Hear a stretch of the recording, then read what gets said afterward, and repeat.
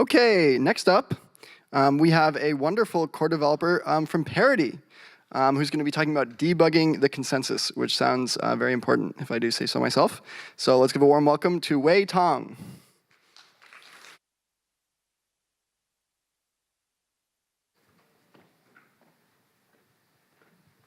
Hi everyone. So I want to talk about our consensus failures and what I call the reliability engineering for Ethereum. So if you remember our last hard fork, the Constantinople, unfortunately things really didn't go really well. So it got delayed twice. We have two implementation bugs. The first one is related to 1283, which unfortunately caused the first Robson consensus split and caused the first delay. Unfortunately, the second one, 1052, didn't get exploited. We also have a specification bug, also related to 1283, that can result in some re-entry issues for some contracts, and this caused a second delay. So this, fortunately, nothing goes into the mainnet. That's the good thing. But still, we still can learn a lot from this process, and even things only happen in testnet, even things only happen in security audit, we still want to make sure that they work reliably.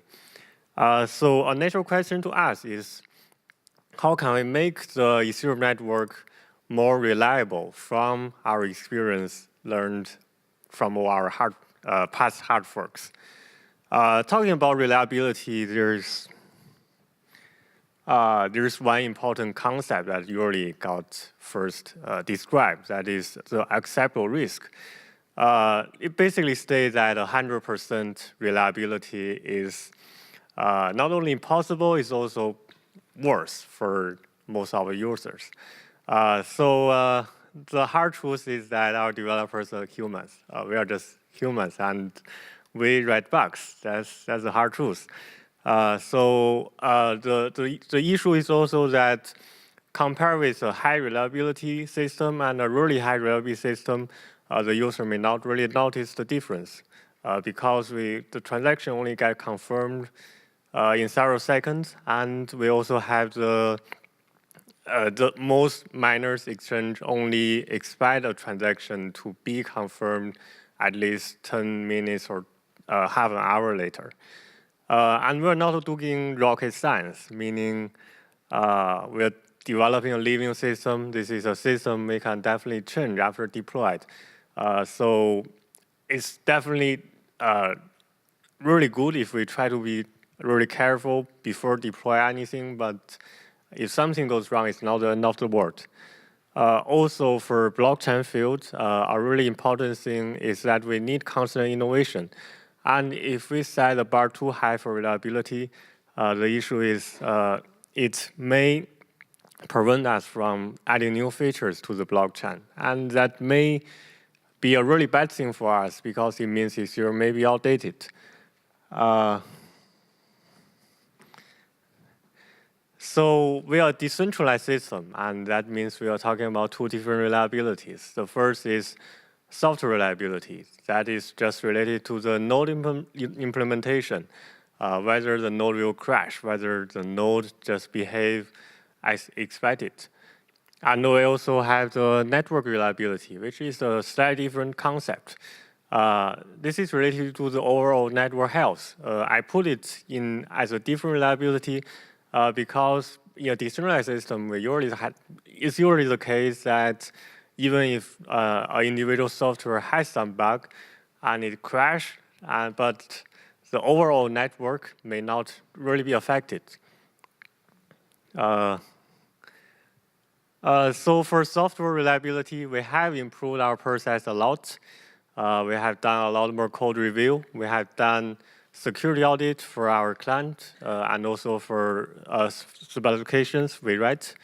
We also have the integration test that runs for all the node implementations. And In the meantime, we also do a lot of fuzzy testing to just give out procedural random opcodes into different clients and make sure they get the same result. But for network reliability, that is what actually users really care about. So we need to ensure the state safety, and we need to make sure the network is continuing running. It must confirm transactions. It must produce blocks.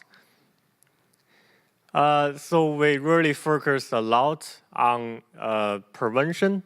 That is both for software reliability and network reliability. But our past experience shows that we really also need to focus more on the reaction, which is if something bad happens, what can we really do? And I even want to take this one step further, that we have both software reliability and network reliability. And we even need to try to use some architectural solutions to try to decorrelate those two different reliabilities.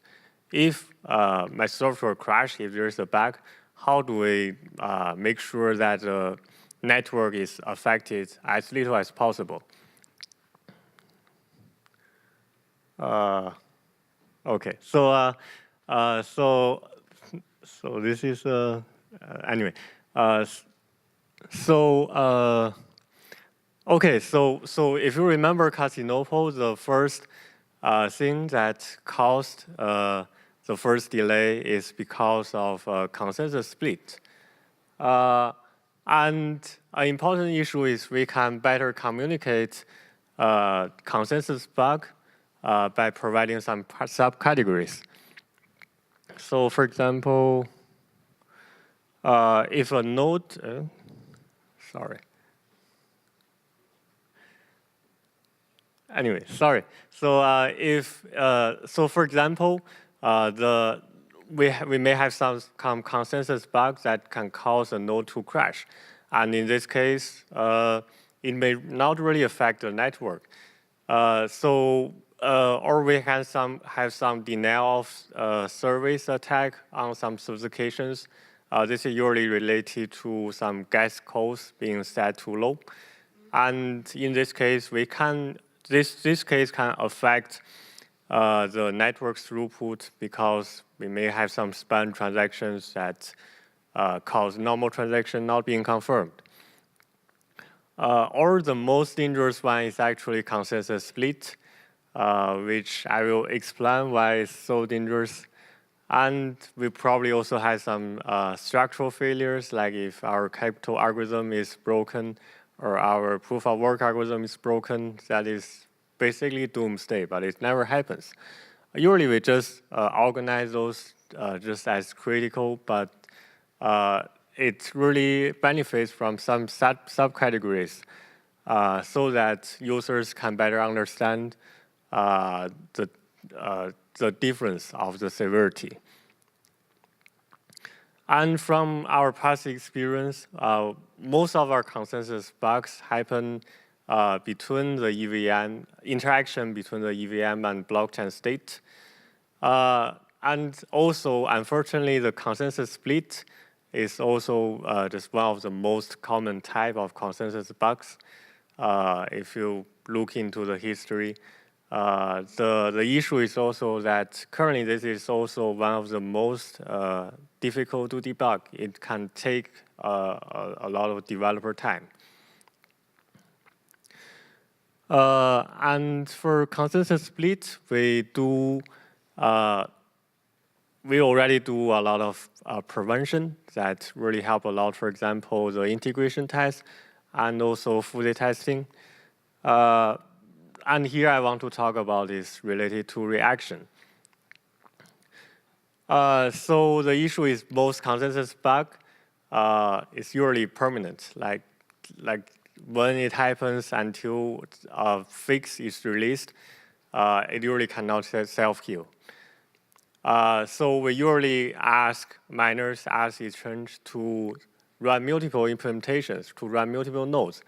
the issue is for the case of consensus split, running multiple nodes can only help detecting, at least until right now. This means once a consensus split happened, it really is a rush of time. So developers must, even if it happens in midnight, all the developers must get off bed and try to fix the issue immediately and try to release the bug. And that is really not good experience for all of us, at least working to try to fix the issue. Also, probably the most important thing for users is that the blockchain is arguably done for at least several hundred blocks because the split is permanent.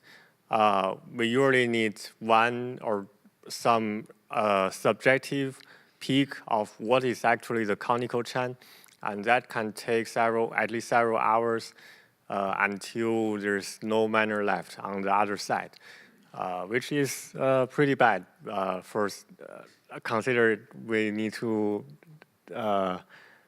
consider the whole blockchain is done for several hours. So why this is the case? So if we have some blocks, and so the consensus split is usually happen when we have some usually like this. So we have some valid block first, and after that, the node, two different nodes, probably node A generates blocks that only node A will accept, and node B thought is invalid block. Also, node B will generate a block that node B only node B accept, but node A thought that is an invalid block. So in this case, no matter what is the hash rate distribution from this point, node A will never react to node B's block, vice versa. So in this case, node A will only build on top of node A's block, and node B will only build on top of node B's block. So in this case, unless node A or node B release a fix, it will continue to have multiple canonical chains, which means no canonical chains. But the thing is, this is dangerous, but we can actually make it safer. So we can make consensus split self-heal by trying to find the common subset of transactions included in a block accepted by no nodes. And we make the majority, if we can make the majority man that chain, even in the case when consensus split happens, we still have a canonical chain. So this is basically like this. If we can try to find a common subset of transactions that's still accepted by all blocks, then we might have, then some miners may generate a block that only node A accepts, some miners may generate some blocks that only node B accept. But if we have the common subset, then both node A and node B will be able to react into the common subset. So if the common subset really have the majority of hash power, then we still have a canonical chain. So how do we do this? So this is already well-established techniques called inversion programming. So basically what we really need to do is we need to split our node implementation into some modular components, at least into two. First, we have an importer, which handles importing blocks and try to validate all the consensus rules. And we have a producer, which handles transaction pools and also produce new blocks. So if we make the producer validate transactions against multiple EVM implementations, and for the resulting block, it only includes those transactions that all the EVM implementations agree, then we find the common subset. So this is inversion programming. It's safer now. So we always have a canonical chain. The network is always up. And we don't need to get up at midnight to try to fix the bug. but of course, bugs should be fixed as soon as possible. We still pay something because it's still a consensus split. In this case, the producer will be under denial of service attack because an attacker can generate transactions that he or she can be really sure that will not be included in any blocks unless the consensus split bug is fixed. Still, this is arguably safer compared with who we have multiple channels and the whole network is done.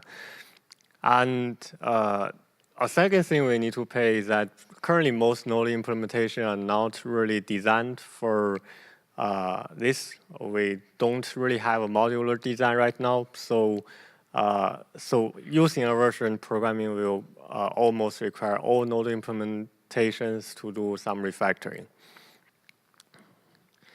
If you remember the second issue that caused the Constantinople failure delay, that is due to a backward compatibility issue in 1283. And we really learned a hard lesson that backward compatibility is complicated. So after the reentry bug was discovered, there was a lot of discussion related to invariance, which is during a hard fork, what are the properties that we should preserve and what are the properties that we should change? So what is the intended behavior of the EVM? What is not the intended behavior? And what we really should make immutable for the blockchain? The issue is we always have developers who might not follow this rule. We might have some developers that just want to use some edge cases, which probably save some gas for their smart contracts, but might be broken in a future hard fork. Or we can have some developers that use undeployed opcodes. And in this case, there is probably something to gain if we pre-deploy something that we envision in the future, this opcode will be enabled. Or we can have developers who just want to assert a certain gas codes for some operations. Or in the really bad case, which we are still dealing with, that in some cases, the data is pushed as code onto the blockchain, which actually cause a lot of troubles. And the issue is that it really doesn't matter what environments you preserve because because there will be developers who don't use those environments.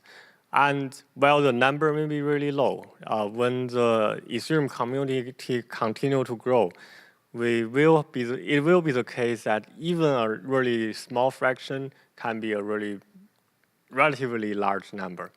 And the issue is that do you preserve the safety of those people's money for any hard fork? This leads to what's called the Hurum's law, which is a law from a lot of observations when designing a system. So it basically says this: with a sufficient number of users of an API, it does not matter what you promise in the contract. All observable behaviors of your system will be dependent on by somebody. So the issue is really that even if you have environments, we can still have contracts that use something outside of those environments.